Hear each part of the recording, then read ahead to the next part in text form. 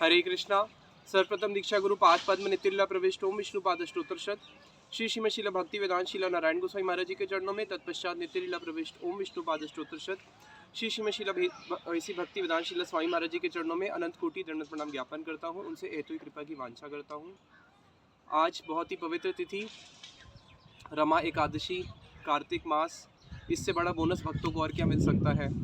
इस तिथि का भक्त लोग इंतज़ार करते हैं कि कब एकादशी तिथि आएगी, क्योंकि एकादशी तिथि को शास्त्रों में क्या बोला गया है, माधव तिथि भक्ति जननी। आज के दिन स्वयं माधव, स्वयं कृष्ण ही इस तिथि के रूप में प्रकट होते हैं भक्तों के ऊपर कृपा करने के लिए। इसलिए इस तिथि को बोलते हैं भक्ति जननी। ये भक्ति की जननी है, भक्ति की माता है। जिसको भी कृष्ण भक्ति चाहिए तो उसको क्या करना पड़ेगा, एकादशी व्रत का पालन करना पड़ेगा। और ये क्या है, भक्ति को जन्म देने वाली तिथि है। और अभी हम लोग रमा एकादशी की पौराणिक कथा सुनते हैं। भगवान स्वयं कृष्ण ने इस रमा एकादशी की महिमा का वर्णन किया है पांचों पांडवों में युधिष्ठिर महाराज जी को। कई कई जगहों पे अर्जुन का भी वर्णन आता है। जब युधिष्ठिर जी ने प्रश्न पूछा कि कार्तिक मास की जो कृष्ण पक्ष की एकादशी है उसका क्या नाम है, उसको रखने से किस फल की प्राप्ति होती है, किस प्रकार से उसका पालन करना चाहिए, तो भगवान कृष्ण ने उनको एक बड़ी ही सुंदर पौराणिक कथा सुनाई थी राजा मुचुकुंद की। ये एक बहुत ही धार्मिक राजा थे जो कि भगवान विष्णु के भक्त थे। और बड़े बड़े देवता जैसे कि इंद्र, कुबेर, वरुण आदि वो इनके मित्र थे। और इनके राज्य में सब लोग बिल्कुल कुशल से रहते थे। सब लोग सबका मंगल ही होता था, क्योंकि उस राज्य में शास्त्र बोलते हैं जिस राज्य का राजा विष्णु भक्त होता है उस राज्य में प्रजा को किसी भी प्रकार का कभी भी अनित होता ही नहीं है।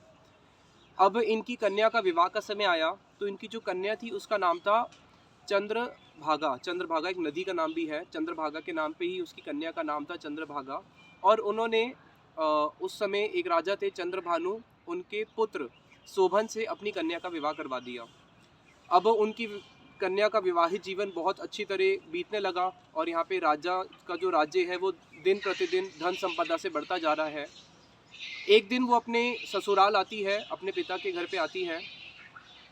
और अपने पिता के जब घर पे आती है उसी 2-3 दिनों के बाद फिर एकादशी की तिथि आ जाती है। जब एकादशी तिथि आती है तो वो बड़ी घबरा जाती है, क्योंकि जो उसके पति थे शोभन, वो शारीरिक रूप से बहुत कमज़ोर थे और उनकी ऐसी स्थिति नहीं थी कि वो एकादशी व्रत का पालन कर पाए। और एकादशी से एक दिन पहले दशमी रात को राजा ने पूरा ढंडोरा पिटवा दिया नगर के अंदर कि कल एकादशी है, कोई भी व्यक्ति जल पानी आदि कुछ भी ग्रहण नहीं करेगा। और इसको सुन के वो बड़ी चिंतित होती है और अपने पति को जाके बोलती है कि कल आप कैसे जीवित रहोगे, कल तो मेरे पिता के राज्य के अंदर मनुष्य का तो कहना ही क्या, यहाँ तक कि जो हाथी घोड़े हैं, जो पशु हैं, पशु को भी जल नहीं दिया जाता, उनको भी अनाज नहीं दिया जाता, पशु भी एकादशी व्रत रखते हैं। तो अब कल आप अपने प्राण कैसे धारण करोगे, आपका शरीर तो बहुत अस्वस्थ है और अब आप एकादशी रखने के लिए बिल्कुल भी ऐसा नहीं लगता कि मुझे आप रख पाओगे। तो फिर वो कहते हैं कि नहीं, एक उपाय हो सकता है कि अगर मैं रात को ही इस राज्य के छोड़ के दूसरे राज्य में चले जाऊं, और अभी वो भी संभव नहीं है। तो वो कहते हैं कि कुछ नहीं होता, मैं कल एकादशी व्रत रख ही लूँगा।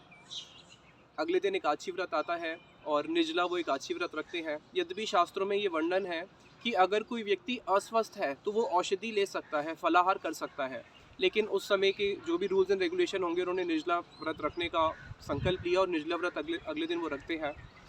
और रात्रि जागरण होता है, क्योंकि बताया गया है एकादशी के दिन रात्रि को जागरण करने से 100 या 1000 गुना ज़्यादा फल मिलता है। अब रात्रि जागरण जैसे ही भोर का समय आता है, अगले दिन द्वादशी तिथि आती है, जिसका डर था वही हुआ। सुबह आते आते उसके जो पति था शोभन, उसके प्राण निकल जाते हैं और पूरा का पूरा राज्य जो है पूरा शोक से ग्रस्त हो जाता है कि हाय, नई राजकुमारी और अभी अभी उसका विवाह हुआ, वो विधवा हो गई। और उसके जो पिताजी हैं अंतिम संस्कार करके अपनी जो कन्या थी चंद्रभागा उसको अपने ही राज्य में रख लेते हैं, उसको वापस नहीं भेजते। और कई दिन ऐसे बीतते रहते हैं और कुछ दिनों के बाद उसी राजा का एक जन्म होता है मंदरांचल पर्वत के पास। और वहाँ पे उसको बहुत बड़ा सुख संपत्ति, इतना बड़ा राज्य मिलता है मानो जिस राज्य की तुलना इंद्र के साथ करी हो, मानो दूसरा इंद्र। और वहाँ पे उसको अपना पूर्व जन्म याद था कि कैसे पूर्व जन्म में मैंने एकादशी व्रत रखी और उसके फलस्वरूप मुझे आज इतना बड़ा राज्य मिला है। और एक दिन इसी मुचुकुंद राजा के यहाँ से एक ब्राह्मण जिसका नाम सोम शर्मा था, वो तीर्थ भ्रमण करते करते मंदरांचल पर्वत पहुंचता है और वहाँ पे जाके जब वो इतना बड़ा ऐश्वर्य देखता है, उसकी आंखें चमक जाती है कि इतना बड़ा ऐश्वर्य धरती में किसी के पास हो सकता है क्या। और वहाँ पे जब उस राजा से मिलता है तो राजा उसको अपने पूर्व जन्म की सारी कथा बताता है कि कैसे मैं मुचुकुंद की जो कन्या थी चंद्रभागा, उससे मेरा विवाह हुआ और एक एकादशी व्रत मैंने रखा और उसके ही फलस्वरूप आज मुझे इंद्र जैसा ऐश्वर्य मिला है। लेकिन आज भी मैं बहुत दुखी हूँ। क्यों? क्योंकि जो मुझे इतना बड़ा ऐश्वर्य मिला है ये स्थायी नहीं है, ये कभी भी मेरे हाथ से जा सकता है। अगर ये स्थायी हो जाए तो मैं निश्चिंत हो सकता हूँ। ये स्थायी कैसे होगा? बोला उसका उपाय तो केवल मुचुकुंद की जो कन्या है वो ही बता सकती है। तो सोम शर्मा वापस राज्य पहुंचते हैं और खुशखबरी बताते हैं कि तुम्हारे जो पति थे आज वो मंदरांचल पर्वत के बहुत बड़े राजा हैं और आप चल के उनसे भेंट कीजिए। फिर चंद्रभागा आती है अपने पति से मिलने के लिए। जब माँ पहुंचती है मंदरांचल पर्वत के पास में, वहीं तट पे नीचे एक ऋषि थे वामदेव जिनका नाम था, उनके आश्रम में उसने अपनी रात गुजारी और उस ऋषि ने कुछ मंत्रों के जल से अभिषेक करके उसके ऊपर छिड़के, जिससे वो जो चंद्रभागा जो राजकुमारी थी उसका शरीर बिल्कुल सूर्य के समान तेजस्वी हो जाता है। और फिर वो जाके अपने पति से मिलती है और अपने पति को बोलती है कि देखो आपने एक एकादशी व्रत रखा और वो भी कैसा रखा? अश्रद्धा सहित रखा। उसका फलस्वरूप ये हुआ कि आपको इतना बड़ा एक राज्य मिल गया इंद्र के सम। लेकिन ये चिरस्थायी नहीं है, कुछ समय के लिए ही मिला है, क्योंकि उसने जो एकादशी रखी थी वो अश्रद्धा सहित रखी थी। तो अब इसको अगर कैसे ये स्थायी हो सकता है? तो उसने बोला कि स्थायी हो सकता है कि मैं तो 8 साल की जब बच्ची थी तब से लेके अभी तक मैंने सारे एकादशी व्रत रखे हैं। अगर मैं अपनी एकादशी व्रत का संकल्प लेके आपको फल दूंगी तो आपका जो राज्य है ये हमेशा के लिए स्थायी हो सकता है। तो वहाँ पे वो अपना एकादशी का फल उसको देती है, जिससे क्या होता है उसका जो राज्य है वो स्थायी हो जाता है। स्थायी हो जाता का अर्थ ये नहीं है कि नित्य हो जाता है, हाँ 1 कल्प या 2 कल्प तक रह लेता है।